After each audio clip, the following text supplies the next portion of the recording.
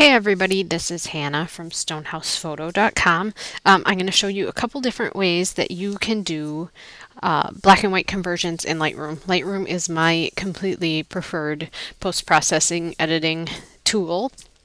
I use it 99% of the time. Occasionally I'll go into Photoshop if I need to do something pretty complicated with layers or something like that. But in terms of black and white conversions, Lightroom is my go-to source. So when I have an image that I want to convert to a black and white in Lightroom, there's a couple different ways that I can do it, and they're like many things in Lightroom. There's a gazillion different ways to do one thing. So we're going to go through and I'll kind of show you what I do.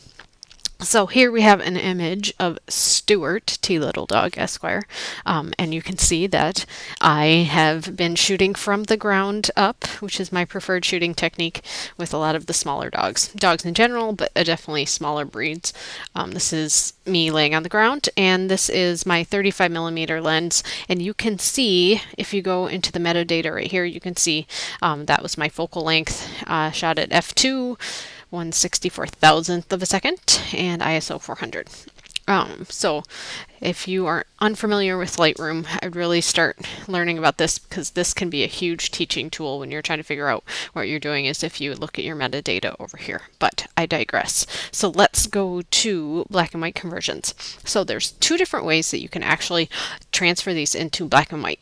You can either go down to saturation and bring it down, and start messing with all of this with that, or you can, and we'll go back to there, 0, or you can click on black and white and it will pull it out, and you can do either or. And once you pick that, that's when you start tweaking these kinds of things like exposure, contrast. I tend to do really contrasty black and whites. And then you can mess with the highlights and go down, down, down. This is really cool when you have a dog with has got some cool hair texture, is to pull down the highlights a little bit, but then actually pull up the shadows just a tad too. So you can have some real fun with that. Blacks you can pull out if you want. That kind of grays it out, and I see it, if I do pull the blacks up, I will make it a little more contrasty. So I like that. Maybe a little more exposure there. You know, just kind of play around with it. If I do like something, then, you know, I'll go through. The cool thing is with Lightroom, you don't have to then export the image in order to save your work. The work is saved, so you can exit out and then come back, and it's still going to be here. So if I do like this version of it, let's say I really like this version, what I can do here is right click and create virtual copy, and that'll make that version right there. So this is the original, and we reset, and we've got the original right here. We've got the one I just created, and then this is one that I did previously, which actually is part of my black and white preset, and this is film black and white. So that's the other way you can do it, and we'll talk about it later, is just pull some of your black and white presets. Okay, so we're going to, so this one we did by pulling it to black and white and then messing with all of these things. The next thing you can do, we're going to go, this is Flora, this is Flora Pants. We're going to do one where you pull down the saturation to 0, and then you're going to play around with it. So bring the highlights up, maybe some shadows up. That's not contrasty enough for me. It's kind of matted up. So we'll bring the contrast up, and then we will bring up some, you can tell she's old and like, why are you taking my photo? You bring the contrast up, the exposure maybe a little more. Maybe the black's a smidge. Yeah, that's okay. Maybe a little more.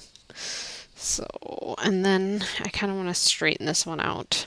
I tend to accidentally shoot a little sideways sometimes, so we'll go like that. We got this.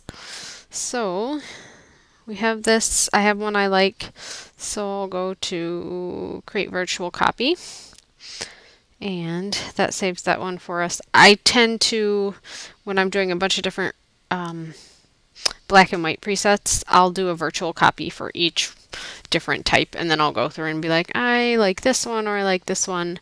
And I really like this one. This is the one that I actually got printed out.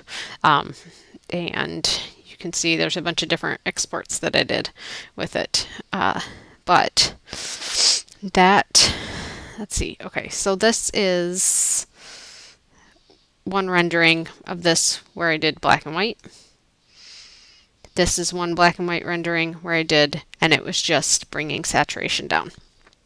One of the cool things about doing it like this in the black and white type of black and white rendering is you can go down here to these three and click on this black and white, and you can start playing with these, like bringing the red.